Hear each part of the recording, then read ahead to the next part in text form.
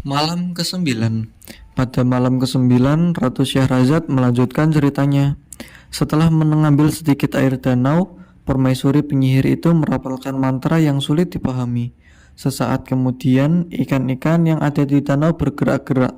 Rupanya mereka berubah menjadi manusia. Sihir yang menyelimuti mereka telah hilang. Kota raja yang sebelumnya adalah hutan mencekam telah kembali ramai. Pasar-pasar bermunculan dan setiap warga tampak bekerja seperti sedia kala. Keempat gunung yang memagari danau kembali menjadi dataran. Wanita penyihir segera kembali ke kubah, menemui raja yang ia kira adalah kekasihnya. "Wahai kekasihku, berikanlah tanganmu agar aku bisa menciumnya." "Mendekatlah kepadaku," pinta raja. Wanita itu mendekati sang raja dan secepat kilat raja menusuk dadanya dengan pedang yang sudah terhunus hingga tembus ke punggungnya. Setelah itu, sang raja membelah tubuh si wanita penyihir dan segera keluar dari kubah.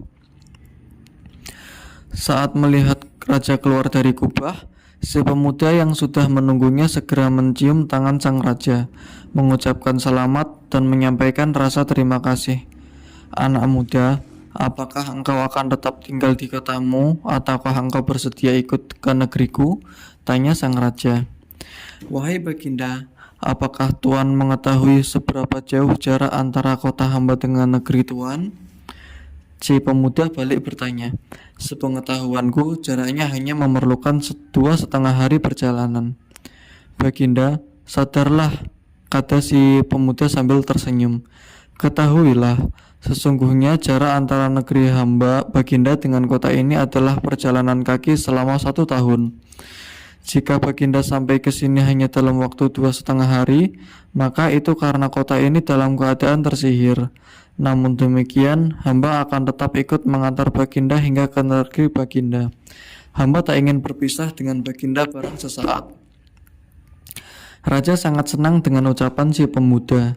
"Segala puji bagi Allah yang telah menganugerahkan engkau kepadaku. Engkau akan kuanggap sebagai anakku karena hingga saat ini aku belum memiliki seorang anak," ucap sang raja. Keduanya berpelukan dengan gembira, kemudian berjalan menuju istana.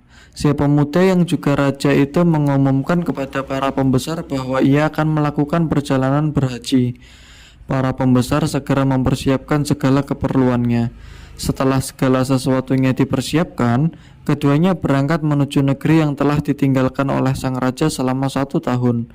Mereka diiringi oleh 50 pelayan yang membawa berbagai hadiah. 1 tahun berlalu dan mereka telah tiba di negeri tujuan. Pasukan istana yang dipimpin oleh wazir menyambut kedatangan mereka setelah menunggu dalam keadaan nyaris putus harapan. Seluruh pasukan bersujud di hadapan raja dan mengucapkan selamat datang. Sang raja masuk ke istana dan duduk di singgasana. Kepada wazir, raja menceritakan keadaan yang menimpa si pemuda dari awal hingga akhir. Usai mendengar penuturan raja, wazir segera menyampaikan ucapan selamat kepada si pemuda. Demikianlah, keadaan kembali seperti semula. Seluruh warga kerajaan bergembira. Terlebih lagi, raja memutuskan untuk membagi-bagi hadiah dari kerajaan si pemuda kepada rakyatnya. "Aku harus bertemu dengan si nelayan yang pernah mempersembahkan ikan-ikan," kata si pemuda kepada wazir. Maka diutuslah pengawal untuk menjemput si nelayan yang menjadi sebab terbebasnya kota raja si pemuda. Tidak lama kemudian, si nelayan tiba di istana. Raja memberikan hadiah kepadanya serta menanyakan keadaannya selama ini. "Berapa anak-anakmu?" tanya raja. "Hamba memiliki seorang anak laki-laki dan 2 perempuan." Raja memutuskan untuk mengawini salah satu putri si nelayan. Sedangkan anak perempuannya yang kedua dipinangkan untuk si pemuda. Nelayan menyatakan persetujuannya dengan rasa bahagia. Lalu terjadilah perkawinan yang sangat meriah.